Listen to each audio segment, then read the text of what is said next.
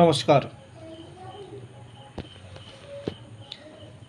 আজকের আমাদের জানাবো সেন্ট্রালাইজ গিজ সিস্টেমের সাধারণ যন্ত্রাংশ এবং কার্যপ্রণালী।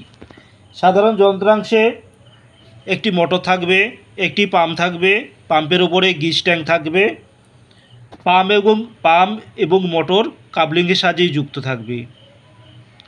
পাম্পের বডির সাথে একটি ফ্লেঞ্জ যোগ থাকবে। ফ্লেঞ্জ এবং পাম্পের মধ্যে cylinder, spring, check valve, piston spring থাকবে। ফ্লেঞ্জের সঙ্গে একটি এনআরভি যোগ থাকবে। এনআরভির সাথে ফিল্টার যোগ করা থাকবে এবং ফিল্টারের সাথে সিওবি যোগ থাকবে। সিওবির সাথে ডিএম যোগ করা থাকবে। এটাই হচ্ছে সেন্ট্রালাইজ গিজ সিস্টেমের সাধারণ যন্ত্রাংশ। এবার আপনাদের জানাবো কার্যপ্রণালী। প্রথমে মোটরটি চালু হবে।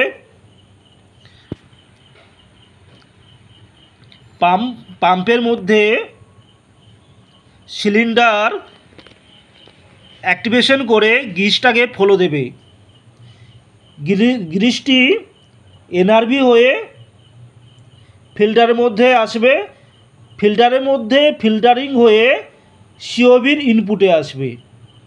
যখন ইন্ডিকেটর পিস্টনটা সম্পূর্ণ বাইরে থাকবে তখন গিজটি বি পোর্ট থেকে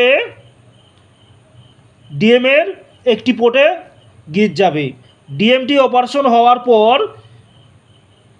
এই হেডার লাইনে আর গিজ যাওয়ার জায়গা থাকে না। তখন এই ডিএম থেকে গিজ প্রেশার ইনক্রিজড হতে থাকে এবং সিওবিতে যত প্রেশার সেটিং করা থাকে ঠিক সেই প্রেশারে গিয়ে সিওবি অপারেট হয়ে অন্য লাইনে গিজ পাঠায়। যখন ইন্ডিকেটর পিস্টনটি ভেতরে চলে এলো সেই সময় গিজটি এই পোর্ট থেকে যাবে। এই পোর্টের হেডার লাইন থেকে ডিএমের ইনপুটে গিজটি যাবে। ডিএমকে অপারেশন করে হেডার লাইনে গিজ যাওয়ার আর জায়গা থাকে না। তখন এই ডিএম থেকেই প্রেশার ইনক্রিজড হয়ে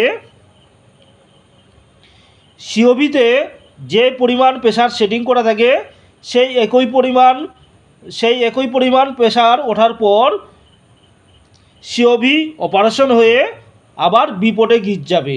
এটাই হচ্ছে সেন্ট্রালাইজ গিজ পাম্পের সাধারণ কার্যপ্রণালী। ভিডিওটি দেখার জন্য অসংখ্য ধন্যবাদ।